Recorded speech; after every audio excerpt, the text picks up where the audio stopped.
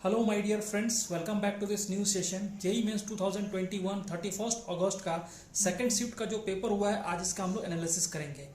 31 अगस्त का second shift का जो पेपर है बच्चों, ये थोड़ा सा टफर कैटेगरी में है और स्टूडेंट्स काफ़ी डिप्रेस्ड थे एग्जाम देने के बाद में।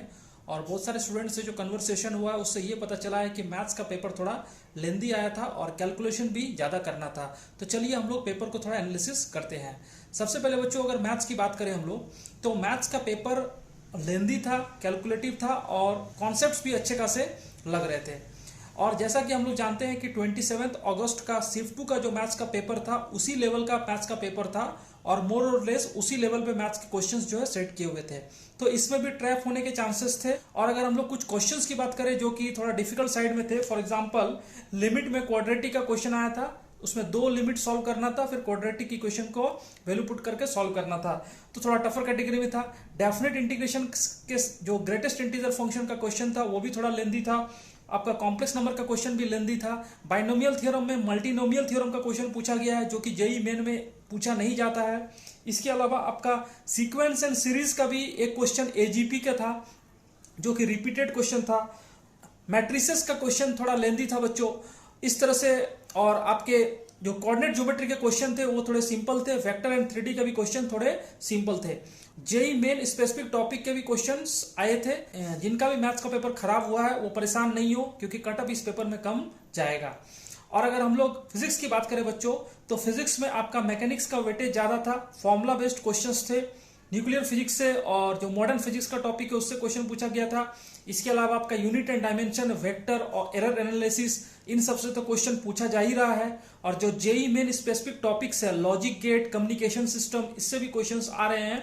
तो फिजिक्स का पेपर भी बहुत ज्यादा डिफिकल्ट नहीं था, फॉर्मूला बेस्ड पेपर था और बच्चे फिजिक्स में स्कोर कर पा रहे थे, क्वेश्चन सॉल्व कर पा रहे थे फिजिक्स में।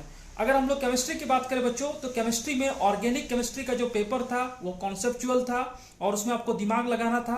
जो फर्स्ट शिफ्ट का पेपर था केमिस्ट्री का, वो भी अच्छा पेपर था। और ये जो सेकंड शिफ्ट का पेपर है केमिस्ट्री का, इसमें आपका ऑर्गेनिक केमिस्ट्री में दिमाग लगाने का था और कॉन्सेप्ट्स पूछे जा रहे थे। जो इनऑर्गेनिक के क्वेश्चन थे बच्चों, वो सारे चैप्टर से S block, P block, coordination compounds, इसके अलावा मेटलर्जी, सारे टॉपिक को डिस्ट्रीब्यूट करके इनऑर्गेनिक के क्वेश्चन सेट किए हुए थे और एनसीईआरटी पैटर्न पे थे था। और फिजिकल के जो न्यूमेरिकल थे वो आपके इंटीजर टाइप क्वेश्चन में, जो कि एक ट्रेंड बन गया है। तो कुल मिलाकर हम ये बोल सकते हैं कि ये जो पेपर था, आप ये मान के चलो कि 27 अगस्त शिफ्ट 2 के रेंज में ही कट ऑफ जाएगा। और 27 अगस्त का जो शिफ्ट 2 का पेपर था, इसमें एक फैक्टर और था कि जो 40 मिनट्स का डिले हुआ था पेपर, जिसके कारण में स्टूडेंट्स में एंजाइटी था, तो वो भी पेपर खराब होने का एक रीजन था। इसमें वो फैक्टर नहीं है, लेकिन मैथ्स का पेपर लेंदी है, ऑर्गेनिक के क्वेश्चंस टफ है, फिजिक्स मॉडरेट लेवल में है। तो कुल मिला के पेपर का जो कट ऑफ है बच्चों वो कम जाएगा। और अगर हम लोग कट ऑफ की बात करें, तो अगर आप जेई एडवांस के लिए क्वालिफाई करना चाहते हैं तो आप मान लीजिए जनरल कैटेगरी में अगर आपके 100+ स्कोर आ रहे हैं तो आप जेई एडवांस के लिए क्वालिफाई कर जाएंगे। और अगर 99 परसेंटाइल की बात करें बच्चों, तो 200 से 210 के बीच में आपके 99 परसेंटाइल के चांसेस है। इवन कि मैं यही बोलूंगा कि अगर 210+ है तो आपके 99 परसेंटाइल के चांसेस काफी ज्यादा है। चलिए बच्चों, ये सेशन को हम लोग एंड करते हैं और thank you my dear friend.